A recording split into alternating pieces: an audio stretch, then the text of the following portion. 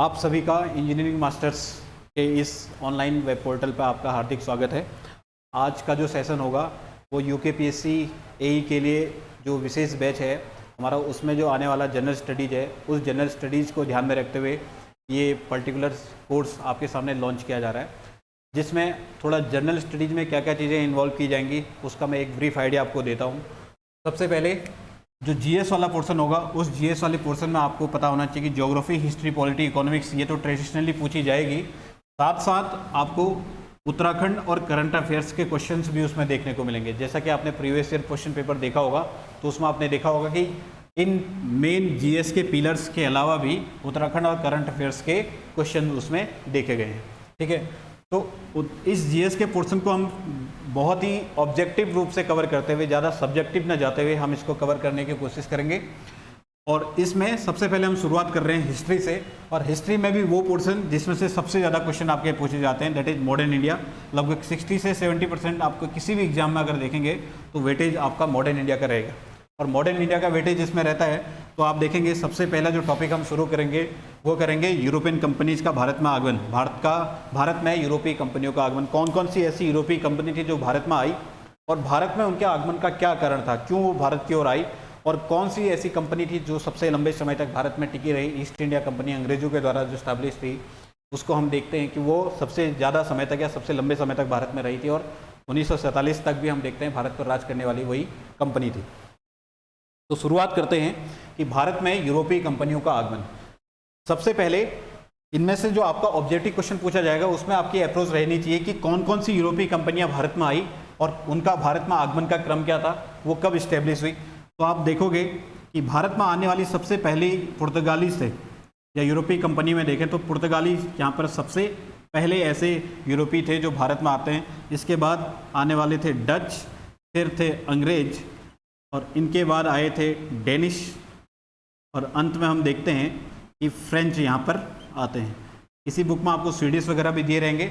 जो मेन आपने ध्यान रखना है, इन पांचों के बारे में ध्यान रखना है। और भारत में इन पांचों को अंग्रेजों के द्वारा या अंग्रेजी ईस्ट इंडिया कंपनी के द्वारा रिप्लेस करके अपनी प्रभुसत्ता या अपनी सत्ता को यहाँ पर बिठाया गया था। तो यूँ कह सकते हैं कि इन सभी को भारत में अंग्रेजों के द्वारा क्या कर दिया गया था, रिप्लेस कर दिया गया था। सबसे पहले हम देखते हैं पुर्तगालियों के बारे में। पुर्तगाली जो भारतीय कंपनी है, भारत में आने वाली यूरोपीय कंपनी है। सबसे पहले 1498 में जब पुर्तगालियों के जो लीडर था, या यूँ कह सकते हैं पुर्तगालियों का जो व्यापारिक नेतृत्व था, वास्को डी गामा के नेतृत्व में हम देखते हैं कि 1498 में कालीकट, केरला के कालीकट नामक जगह पर ये भारत में सबसे पहले पहुंचता है। और वहाँ पर इसका जो स्वागत किया गया था वो वहाँ के राजा थे जमोरिन।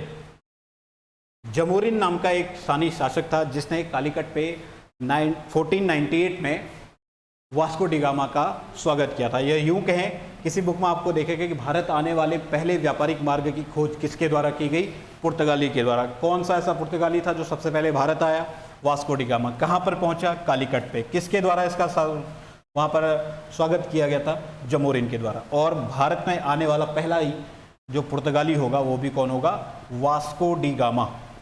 ठीक, वास्को डी गामा। इसके बाद भारत में आने वाला दूसरा पुर्तगाली था Pedro Alvarez Cabral, PAK, Pedro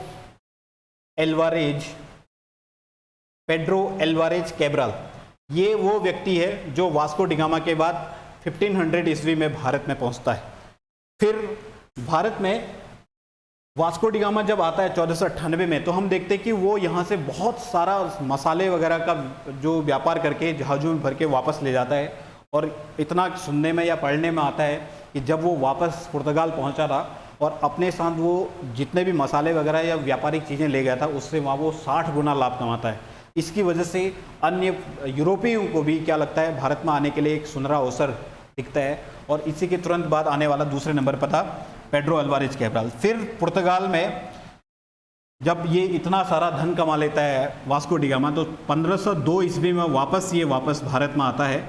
और भारत में 1502 के बाद तीसरी बार 1524 में ये भारत में आता है। कुल मिलाकर अगर देखा जाए तो भारत में वास्को डी गामा कितनी बार आया था, 3 बार। और जब 1524 में ये भारत में आता है तो ये इसकी मृत्यु भी 1527 के आसपास बोली जाती है कि भारत में ही इसकी मृत्यु हो गई थी। ठीक है, तो ये भारत में आने वाला यात्रियों का क्रम। अब देखें, जब पुर्तगालियों को लगा कि भारत से उनको अच्छा खासा व्यापार हो रहा है, तो व्यापारिक कंपनी के साथ साथ उन्होंने यहाँ पर अपनी फैक्ट्रियाँ वगैरह लगाने भी स्टार्ट की। और उन्होंने जब फैक्ट्रियाँ वगैरह लगानी स्टार्ट की तो उन्होंने अपने इस फैक्ट्रियों के संचालन के लिए, या यूँ कहें कि पुर्तगाली सत्ता को भारत में देखने के लिए अपने द्वारा गवर्नर नियुक्त करके भारत में भेजे गए। और इसी क्रम में हम देखते हैं कि भारत में आने वाला पहला पुर्तगाली गवर्नर, बिल्कुल ऑब्जेक्टिव अप्रोच रखिएगा। और चूंकि आपको यूकेपीएससी एई की तैयारी करनी है, या किसी पीसीएस वगैरह या पर्टिकुलरली जीएस ओरिएंटेड एग्जाम की तैयारी नहीं करनी है, तो आपको इन डेप्थ न जाते हुए अपनी अप्रोच को बिल्कुल ऑब्जेक्टिव रखिएगा। ठीक है, तो सबसे पहले हम देखते हैं कि 1502 में जब वास्को डी गामा आया था, इसके बाद हम देखते हैं कि 1505 में इनके द्वारा भारत में सबसे पहला गवर्नर भेजा गया, और जिसका नाम था Francis de Almeida. Francis de Almeida. इसमें से जो ऑब्जेक्टिव प्रश्न बनेंगे, उन ऑब्जेक्टिव प्रश्न में से डायरेक्ट आपसे ये पूछा जाएगा कि भारत में आने वाला पहला पुर्तगाली गवर्नर कौन था। कौन? Francis de Almeida. ये क्यों फेमस है? पहला तो फैक्ट मैंने बताया कि ये फर्स्ट पोर्टुगीज गवर्नर है, और दूसरा इसके बारे में सबसे इंपॉर्टेंट पॉइंट, इसके द्वारा भारत में पुर्तगालियों की अरब सागर पर कंट्रोल के लिए ब्लू वाटर पॉलिसी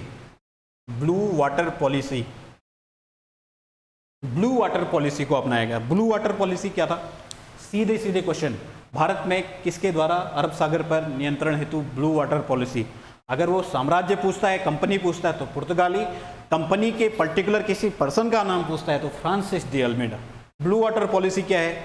यदि आप भारत का ज्योग्राफिकल मैप देखो तो ये पश्चिमी घाट, ये पूर्वी घाट, ठीक है, ये वेस्टर्न कोस्ट, ये ईस्टर्न कोस्ट। वेस्टर्न कोस्ट अरब सागर, भारत में जितने भी यूरोपीय व्यापारी आ रहे थे वो इसी वेस्टर्न कोस्ट से आ रहे थे। तो पुर्तगीज जो थे केरला पे सबसे पहले कालीकट पे यहाँ पहुँचे, तो उन्होंने जब यहाँ पर अपना जमोरिन के द्वारा जब इनका स्वागत किया गया, कोचीन में फैक्ट्री लगाई, तो उसके बाद देखा कि इस अरब सागर के द्वारा जितने भी व्यापारिक मार्ग से या जो भी व्यापारी इस अरब सागर से जाएगा उस पर भी वो क्या कर सकते हैं? अपनी चुंगी लगा सकते हैं, टैक्सेस लगा सकते हैं। ठीक है, तो इस अरब सागर पर व्यापारियों से टैक्स लेने की पद्धति को बोला गया है, इस सिस्टम को बोला गया ब्लू वाटर पॉलिसी। ठीक है, तो इन दो चीज़ों के लिए आप याद रखिएगा, ब्लू वाटर पॉलिसी। अब ब्लू वाटर पॉलिसी क्या थी कि पुर्तगीज ने अपनी नौसेना को कह सकते हैं एक हिसाब से अरब सागर पर क्या कर दिया? स्टेब्लिश कर दिया। ठीक है, दूसरा गवर्नर भारत में आने वाला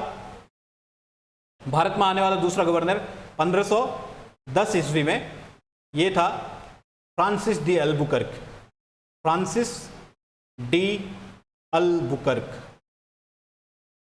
ठीक है, फ्रांसिस डी अल्बुकर्क को इसलिए इंपॉर्टेंट चीज याद हो जाती है रखना कि ये पुर्तगाली सत्ता का भारत में वास्तविक संस्थापक माना जाता है। किसने पुर्तगालियों को वास्तविक रूप से भारत में इस्टेब्लिश किया? तो answer will be Francis de Albuquerque. ठीक है, अल्बुकर्क वही व्यक्ति है जिसने भारत में पुर्तगालियों की सत्ता को वास्तविक रूप से स्थापित किया। दूसरी चीज इसके बारे में याद रखनी है कि ये वो पहला व्यक्ति है, पहला पुर्तगीज है या पहला यूरोपीय है जिसने भारत के किसी क्षेत्र पर अपना अधिकार किया था, या भारत के किसी क्षेत्र को कब्जाने वाला। जब यूरोपीय आ रहे हैं तो ऐसा पहला कौन यूरोपीय है? पुर्तगीज। ऐसा कौन सा पुर्तगीज है जिसने भारतीय के किसी क्षेत्र को अपनाया या अधिकार किया? तो अल्बुकर्क। किस क्षेत्र को अपनाया? गोवा को। ठीक है, गोवा।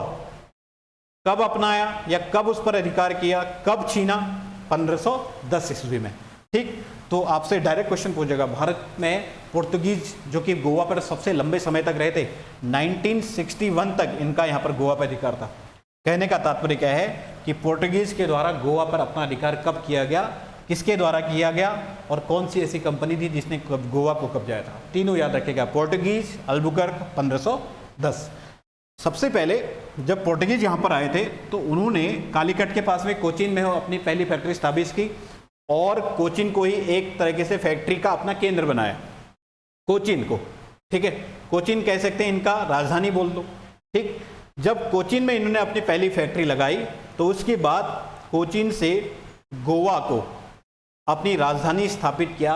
इसके बाद आने वाला जो गवर्नर था Nino da Cunha, Nino da Cunha, बस ये तीनों के नाम आप याद रखिएगा, अल्मीडा, अल्बुकर्क और Nino da Cunha. Nino da Cunha वो व्यक्ति है जिसने कोचीन से गोवा को, या यूं कहें कि पुर्तगालियों की भारत में राजधानी को गोवा स्थानांतरित करने वाला व्यक्ति कौन? नीनो डी कुन्हा, और वो ईयर है 1530, ठीक। इतनी सी आपको याद रखनी है बातें पुर्तगीज के बारे में। और पुर्तगीज जब भारत में आए थे,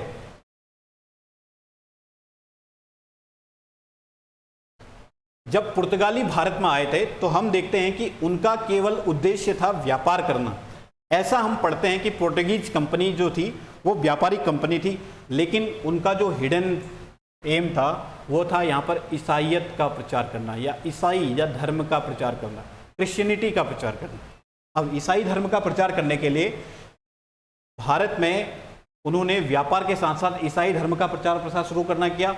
यहाँ पर उनके द्वारा जो धार्मिक पुस्तकें थी उनकी छपाई वगैरह शुरू की, और जब धार्मिक पुस्तकों की छपाई शुरू की, बोलते ही मैं बोलूँगा, तो भारत में आप याद रखिएगा कि ये अपने साथ छपाई के लिए प्रिंटिंग प्रेस भी लेकर आए, प्रिंटिंग प्रेस। और इसलिए ये आपका पॉइंट इंपॉर्टेंट हो जाता है, क्योंकि पहली बार भारत को प्रिंटिंग प्रेस देने का श्रेय अगर किसी को जाता है छपाई वगैरह के लिए, तो वो जाएगा किसको? पुर्तगालियों को। दूसरी, जैसे ही बोलूँगा कि प्रिंटिंग प्रेस पुर्तगालियों के द्वारा भारत में लाई गई, तो भारत में प्रिंटिंग प्रेस के द्वारा पहली बार यदि कोई किताब छापी गई थी तो ईसाई धर्म की किताब, या ईसाई धर्म के प्रचार प्रसार के लिए उनकी अपनी धार्मिक किताब, गोवा में इसका क्या हुआ था? पहली बार प्रिंटिंग हुआ था 1556 के अराउंड, ठीक। तो ये आपने पॉइंट याद रखना है। दूसरी दिन भारत में हम देखते हैं तंबाकू, तंबाकू को भारत में लाने का श्रेय भी पुर्तगालियों को जाता है। तीसरा, आलू, अनानास, संतरा, ऑरेंज, मूंगफली, है ना, अंगूर, ये कुछ ऐसे चीज़ें हैं जो भारत में लाने का श्रेय जाती हैं किसको? पुर्तगालियों को, ठीक। तो इस तरीके से आपने देखा कि पुर्तगीज भारत में प्रिंटिंग प्रेस ला रहे, गोवा पे पहली प्रिंटिंग प्रेस के द्वारा पहली पुस्तक छापी गई 1556 में, भारत में तंबाकू लाने का श्रेय, भारत में आलू, अनानास, संतरा, मूंगफली, अंगूर इत्यादि लाने का श्रेय। बस आपको यूरोपीय कंपनी में से पुर्तगालियों में अगर कोई आपसे पूछता है क्वेश्चन बनता, तो इससे बाहर आपका कोई भी क्वेश्चन नहीं बन सकता। नेक्स्ट, इसके बाद आने वाले थे कौन? डच। डच सेकेंड नंबर पे आने वाले कंपनी डच, ठीक है। डच कहाँ के निवासी? नीदरलैंड के निवासी को बोला जाता है डच, ठीक है। हुआ क्या कि 1595 में एक डच व्यापारी यहां पर आता है जिसका नाम था कार्नोलियस हाउटमैन। कार्नोलियस हाउटमैन ये यहां पर आता है, और इस तरीके से घूमते फिरते हुए जब भारत में पहुंचता है तो उसको भी यहां पर अपने स्कोप दिखाई देते हैं किस तरीके से पोर्टुगीज यहां पर स्टेब्लिश है। और 1602 में डच कंपनी स्थापित होकर पहली बार 1605 में भारत में पहुंचती है, और भारत में ये मसूलीपट्टनम में अपनी पहली फैक्ट्री स्टैब्लिश करते हैं। डचों का भारत में बहुत बड़ा योगदान अगर कुछ है तो वो है कि इन्होंने भारतीय कपड़े को, जो हमारा टेक्सटाइल वर्क है, इस टेक्सटाइल वर्क को अंग्रेजों या पुर्तगीज क्या कर रहे थे कि यहाँ पर से उन्होंने कच्चा माल उठाया और उसको क्या कर दिया? यूरोप में ट्रांसफ़र कर दिया। लेकिन जो डच थे, डचों ने भारतीय कपड़े को यहीं पर तैयार करके यहीं पर कपड़े बनाना पहली बार स्टार्ट किया, और ये तैयार कपड़े उसके बाद ये भेजते थे। अर्थात अगर हम कहें कि भारतीय कपड़े को निर्यात की वस्तु बनाने का श्रेय किस कंपनी को जाता है, या कौन सी ऐसी यूरोपीय कंपनी थी जिसने इंडियन टेक्सटाइल्स जो वर्क हैं या भारतीय कपड़े हैं उनको एक्सपोर्ट का मटेरियल बनाया? तो वो कौन होंगे? डच, ठीक। देखिए, डच के बाद आते हैं अंग्रेज। East India company, British east India company, ये डच ईस्ट इंडिया कंपनी है। इससे पहले पोर्टुगीज ईस्ट इंडिया कंपनी आई, ठीक है। हालांकि नाम इनके अलग है, लेकिन ईस्ट इंडिया कंपनी इसलिए बोल रहे हैं क्योंकि ईस्ट इंडिया में, या यूं कहें कि यूरोप के ईस्ट में ये व्यापार करने के लिए आ रही हुई कंपनियां, इसलिए इन सभी को ईस्ट इंडिया कंपनी कहा गया। तो तीसरी जो कंपनी आती है वो आती है अंग्रेज या ब्रिटिश, अंग्रेज, ब्रिटिश ईस्ट इंडिया कंपनी। अंग्रेज सबसे पहले देखिए 1599 में क्या होता है, 31 दिसंबर 1599, 31 दिसंबर 1599 को लंदन के कुछ उद्योगपतियों के द्वारा, कुछ बिजनेसमैन के द्वारा, उनके द्वारा महारानी के समक्ष एक विषय रखा जाता है कि भारत जो है एक हब बनते जा रहा है व्यापार का। क्योंकि हम देखते हैं कि यूरोप में उस समय औद्योगिक क्रांति की शुरुआत हो चुकी थी, नई नई फैक्ट्रियां, नई नई मशीन्स के द्वारा वहाँ पर औद्योगिकरण, इंडस्ट्रियलाइजेशन शुरू हो चुका था। तो इसके लिए उनको रॉ मटेरियल्स, कच्चे माल की आवश्यकता थी, और कच्चे माल के सबसे बड़े व्यापार के तौर पे, कच्चे माल के सबसे बड़े हब के तौर पे भारत को देखा जा रहा था। तो जो इंग्लैंड में, लंदन में कुछ व्यापारियों के समूह के द्वारा महारानी विक्टोरिया के सामने प्रस्ताव रखा जाता है कि उनके लिए भी एक ईस्ट इंडिया कंपनी बनाई जाए, और जिसे ईस्ट इंडिया कंपनी को भारत में व्यापार करने का अधिकार दिया जाए। तब जाके 1600 में ईस्ट इंडिया कंपनी की क्या होती है, स्थापना होती है। और ईस्ट इंडिया कंपनी की जब स्थापना होती है तो जैसे ही इनको ऑर्डर दिया जाता है, इसी बीच महारानी की डेथ हो जाती है। और इसके बाद उनके जो वहाँ पर महाराजा थे, यूँ कहें कि जो प्रिंस हैं,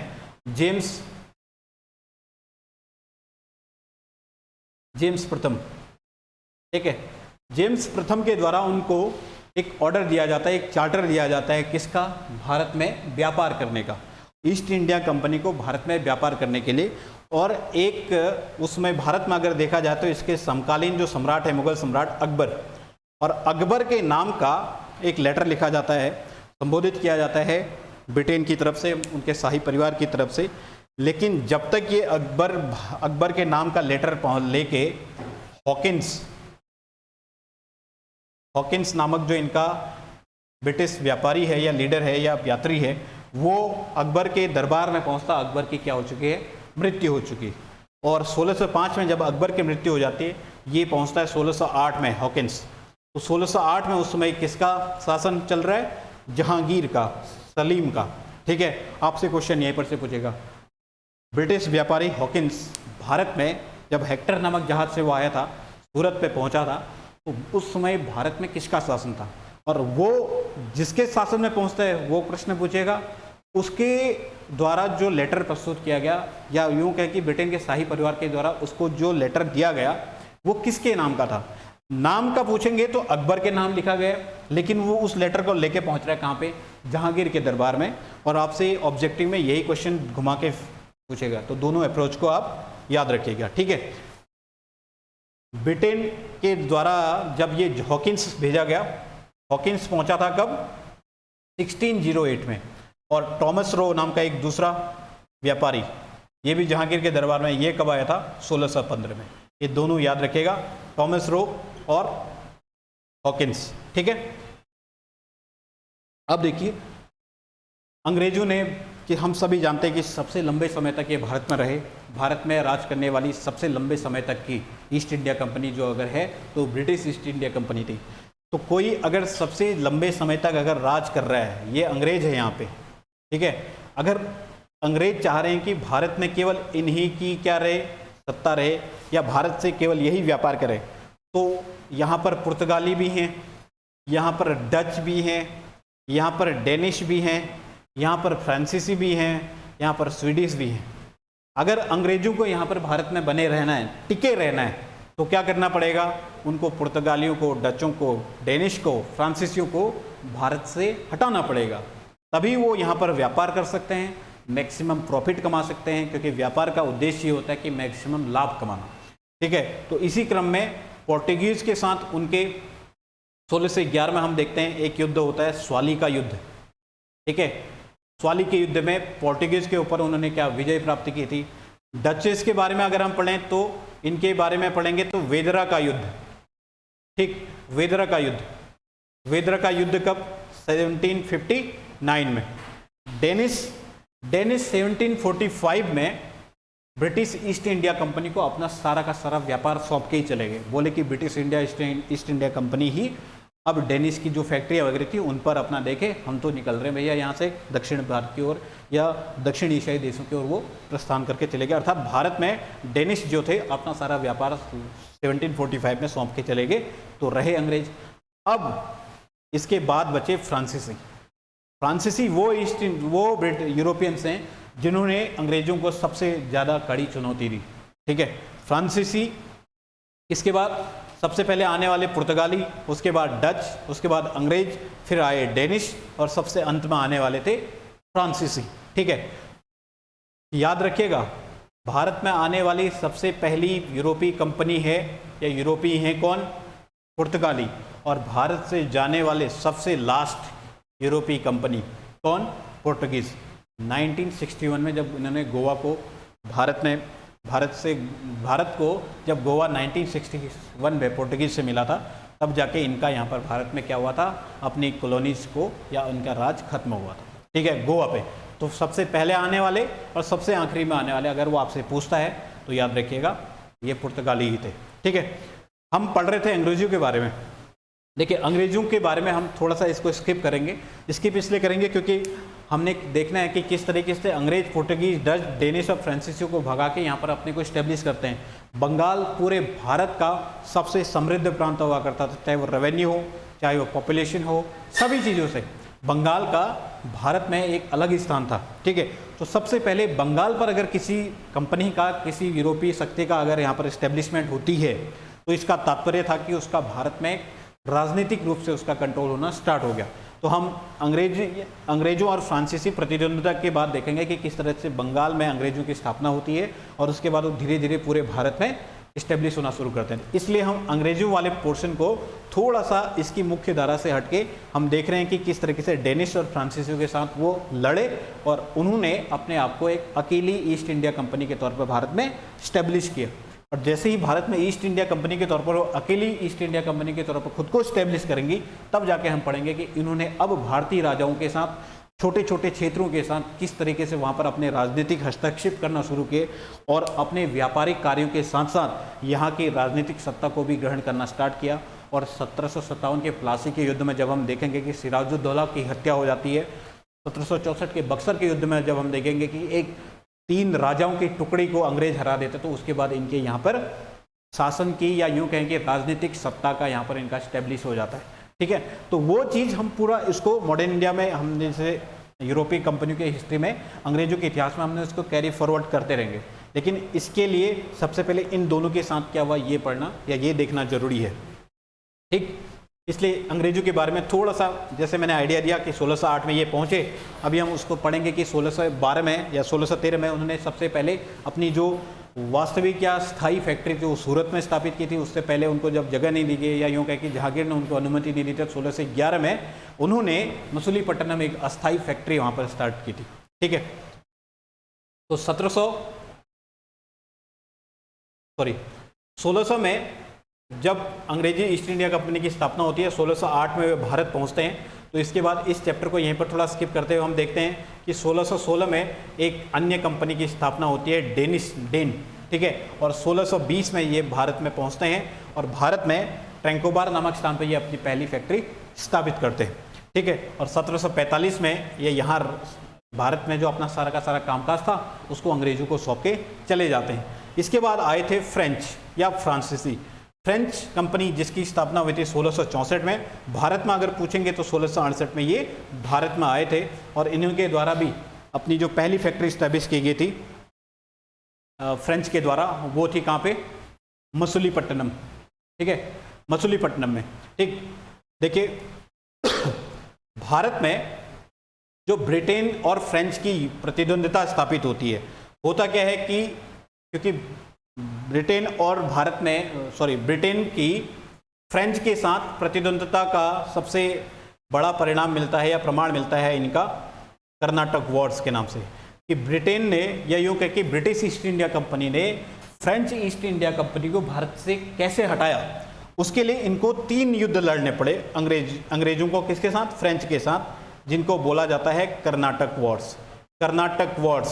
कर्नाटक युद्ध लड़े गए थे 3। पहला Karnataka war, second Karnataka war और थर्ड कर्नाटक वॉर। इन 3 कर्नाटक वॉर्स की मदद से ब्रिटेन और फ्रेंच प्रतिद्वंद्विताएं भारत में खुद को प्रूव करने के लिए जद्दोजहद करती हैं। होता क्या था कि कोई भी कंपनी, अगर ये ब्रिटिश की कॉलोनी इंडिया में है, फ्रेंच की कॉलोनी इंडिया में है, इनका आपसी अपना भी भेदभाव चल रहा है, ब्रिटेन का फ्रांस में, उधर यूरोप में भी, भारत में इनकी सैन्य टुकड़ियां भी हैं। तो अगर कुछ प्रतिद्वंद्विता उनकी ब्रिटेन की फ्रांस के साथ यूरोप में होती थी तो उसका कहीं ना कहीं परिणाम भारत में भी देखने को मिलता था। जब हम पहला कर्नाटक वॉर देखते हैं तो पहला कर्नाटक वॉर होता ही इसलिए है कि ऑस्ट्रिया पर अधिकार या उत्तराधिकार की लड़ाई होती, और ऑस्ट्रिया पर उत्तराधिकार की लड़ाई के लिए 1746 से 1748 के बीच में ये युद्ध हुआ था, पहला कर्नाटक वॉर। और ये ऑस्ट्रिया पर उत्तराधिकार की लड़ाई का मतलब क्या था कि वहाँ पर इनका जो ईसाई धर्म का जो लीडर है, या यूँ कहें कि ईसाई धर्म का लीडर या खलीफा का पद जो है, उसके उत्तराधिकार के लिए वहाँ पर संघर्ष होता है। जो ब्रिटेन होता है वो वहाँ पर से अपने किसी व्यक्ति को नॉमिनेट करता है, फ्रांसीसी अपने किसी व्यक्ति को नॉमिनेट करते हैं, दोनों के बीच में संघर्ष चलता है, जिसके कारण ये युद्ध समाप्त होता है। ला शापेल नाम की एक जगह थी, ला शापेल नाम की एक जगह पे यहाँ पर एक ट्रीटी होती है, संधि होती है, और इस संधि के माध्यम से पहला कर्नाटक वॉर समाप्त होता है। दूसरा कर्नाटक वॉर क्यों हुआ, अगर मतलब ब्रिटेन और फ्रेंच आपस में क्यों लड़े फिर से, तो ये होता है उत्तराधिकार का भारत में लड़। हुआ क्या कि जिसमें ब्रिटिश और फ्रेंच वगैरह ये ईस्ट इंडिया कंपनी है, भारत में छोटे छोटे प्रिंसली स्टेट्स या रजवाड़े हैं। अब यहाँ पर कर्नाटक और हैदराबाद में इस समय ये कंडीशन बनती है कि इनके जो लीडर्स हैं या मुखिया हैं उनकी मृत्यु हो जाती है, और उनकी मृत्यु के बाद उनके उत्तराधिकारी कौन बनेंगे, इसके लिए हैदराबाद और कर्नाटक दोनों जगह पे क्या हो जाता है, संघर्ष देखने को मिलता है। और जैसा ही ये संघर्ष होता है तो इसी का मौके का फ़ायदा उठाते हैं अंग्रेज और फ्रेंच टुकड़ी उसको सपोर्ट करती है जिसको अंग्रेज टुकड़ी सपोर्ट नहीं कर रहे थे। अर्थात भारत में आपस में राजा या आपस में 2 राजाओं के गुट लड़ रहे हैं, और इसी का मौके का फ़ायदा उठाते हुए अंग्रेजों ने और फ्रेंच ने भी आपस में क्या कर लिया, एक दूसरे को सपोर्ट करते हुए। तो 2 राजा, 2 हिंदू राजा या 2 मुस्लिम राजा आपस में लड़ रहे हैं, तो एक गुट की ओर अंग्रेज चले गए, एक गुट की ओर फ्रेंच चले गए। हैदराबाद और कर्नाटक में ये संघर्ष हमारा चल रहा था, ठीक है। तो उत्तराधिकार की लड़ाई के चक्कर में 1749 से 1754 तक ये युद्ध हमारा चलता है, और इस युद्ध की जो समाप्ति होती है वो समाप्ति होती है हमारी पांडिचेरी की संधि से, ठीक है। अभी मैं इसका एक ट्रिक बताऊंगा कि किस तरीके से आपको ये तीनों युद्ध याद रख सकते हैं, तीनों किस संधि से समाप्त हुई, इसको भी आप याद रख सकते हैं। फिर तीसरा जो युद्ध हुआ कर्नाटक वॉर, तीसरा कर्नाटक वॉर था भारत में फ्रांसीसियों के अस्तित्व की अंतिम लड़ाई। यूँ कह सकते हैं कि जब तीसरा युद्ध लड़ा गया था, ये था यूरोप में, जब वर्ल्ड हिस्ट्री पढ़ेंगे तो उसमें एक फ्रांस और ब्रिटेन के बीच में सप्तवर्षीय युद्ध होता है। सप्तवर्षीय युद्ध जब 7 वर्षों तक चलने वाला युद्ध जब चलता है, तो चूंकि वहाँ पर युद्ध लड़ रही हैं दोनों कंपनियाँ या दोनों देश, तो उसका असर कहीं ना कहीं भारत पर भी पड़ना था। और भारत में 1756 से 1763 तक ये युद्ध वहाँ पर सप्तवर्षीय युद्ध चलता है, तो भारत में भी तीसरा कर्नाटक वॉर ये चलता है, और इसका अंत होता है पेरिस की संधि से। अब याद कैसे करें कि ब्रिटिश फ्रेंच प्रतिद्वंद्विता भारत में या कब कब कर्नाटक वॉर हुए, तो इसके लिए सबसे इम्पोर्टेंट चीज़ आप नोट कर लो कि कब लड़ा गए, ठीक है, इसका कारण क्या था और किस संधि से ये समाप्त हुए, और इनके बारे में क्या विशेष है, कि कोई विशेष फैक्ट अगर हो, ठीक है। सबसे ज़्यादा क्वेश्चन आपके इस पर्टिकुलर टॉपिक से अगर वो ब्रिटिश और फ्रेंच प्रतिद्वंद्विता के बारे में पूछेगा तो उसके लिए ये चार्ट हमेशा आपके पास याद रहना चाहिए, ठीक है। कब लड़ा गया था पहला युद्ध Karnataka war, second Karnataka war और थर्ड कर्नाटक वॉर, ठीक है। हम पढ़ रहे हैं कर्नाटक युद्ध, या इन्हीं को बोला जाता है कार्नेटिक वॉर्स। कार्नेटिक वॉर्स क्यों हुआ? भारत में अपनी अपनी जो जब मजबूत पकड़ थी उसको प्रूव करना था, फ्रांसीसियों को भी और अंग्रेजों को भी। तो यूं कह सकते हैं कि ब्रिटिश और फ्रेंच कंपनियों के बीच भारत में हुई संघर्षों को कर्नाटक वॉर्स के नाम से जाना जाता है। पहला कर्नाटक वॉर्स 1746 से 1748, दूसरा 1749 से 1754, तीसरा 1756 से 1763। कारण क्या था?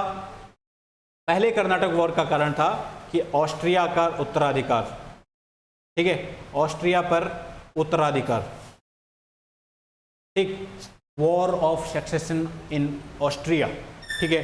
दूसरा, भारत में उत्तराधिकार क्या युद्ध, उत्तराधिकार की लड़ाई किसके बीच में हो रही है? भारत में उत्तराधिकार की लड़ाई या उत्तराधिकार का संघर्ष यहाँ पर के लोकल प्रोविंसेस या लोकल प्रिंसली स्टेट्स के जो राजा थे उनके अपने सक्सेसर के लड़ाई। तो war of succession in Indian princely states दूसरा। और तीसरा युद्ध कब लड़ा गया? 1756 से 1763 में, और इसके लिए बोलते हैं 7 year war between English and French. British और फ्रेंच नागरिक देश, ब्रिटिश और फ्रेंच के बीच में, ब्रिटेन और फ्रांस के बीच में सप्तवर्षीय युद्ध किस संधि के माध्यम से ये समाप्त होते हैं? तो अगर आपसे ये पूछा जाए तो आप शॉर्ट ट्रिक लिखिए इसके, ला पापे। ला पापे, ला पापे, ला पापे मतलब ला शापेल, ला शापेल की संधि, पांडिचेरी की संधि, पौंडीचेरी की संधि और पेरिस की संधि, ला पापे, ये याद रखिएगा, ठीक है। इनके बारे में कुछ विशेष पॉइंट है ऐसा कि क्या हुआ था। तो पहले कर्नाटक वॉर को आप सेंट टोमे का वॉर भी कहा जा सकता है। सेंट टोमे, सेंट टोमे का war, war of Saint Tome के नाम से भी पहला कर्नाटक युद्ध जाना जाता है। दूसरा कर्नाटक युद्ध पांडिचेरी, इसमें हुआ था वॉन्डीवॉस का युद्ध, सॉरी, इसमें हुआ था एम्बूर का युद्ध, अंबूर का युद्ध, अंबूर का युद्ध, ठीक है। और तीसरा कर्नाटक वॉर, इसमें हुआ था वॉन्डीवॉस का युद्ध, वॉन्डीवॉस का युद्ध। वॉन्डीवॉस का युद्ध लड़ा गया था 22 जनवरी 1760 को, और 22 जनवरी 1760 को लड़ा गया वॉन्डीवॉस का युद्ध ब्रिटिश के द्वारा फ्रांसीसियों के ऊपर अपनी जो सुप्रीमेसी है उसको स्टैब्लिश करना, या यूँ कहें कि फ्रांसीसियों का भारत में ब्रिटिश के द्वारा पूरा सुपड़ा साफ, या फ्रांसीसियों का ब्रिटिश के द्वारा भारत में अस्तित्व का अंत अगर कोई माना जाएगा तो वॉन्डीवॉस का युद्ध। इसमें चूंकि इसके द्वारा फ्रांसीसियों का भारत में लगभग अंत तय हो गया, ठीक है।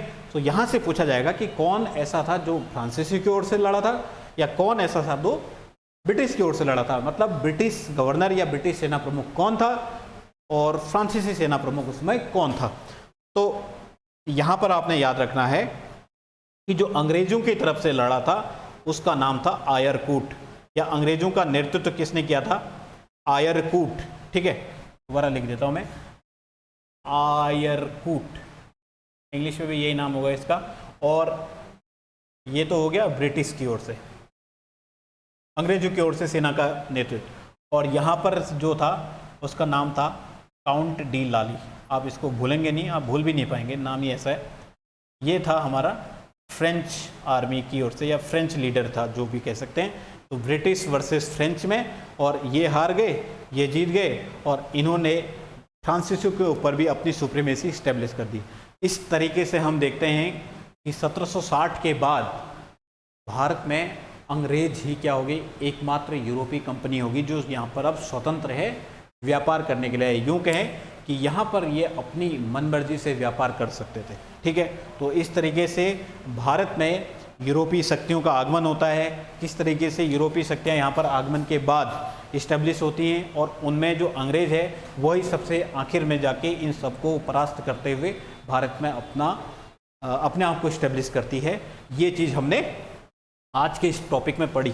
तो आप लास्ट में जाते जाते इस टॉपिक के अंत में एक चीज़ याद रखिएगा कि इन कंपनियों के कभी कभी इस्टेब्लिशमेंट ईयर वो पूछता है, तो कंपनी का नाम, उनकी स्थापना कब हुई और इनका भारत में आगमन, इसके लेके आप एक ये चार्ट याद रखिएगा।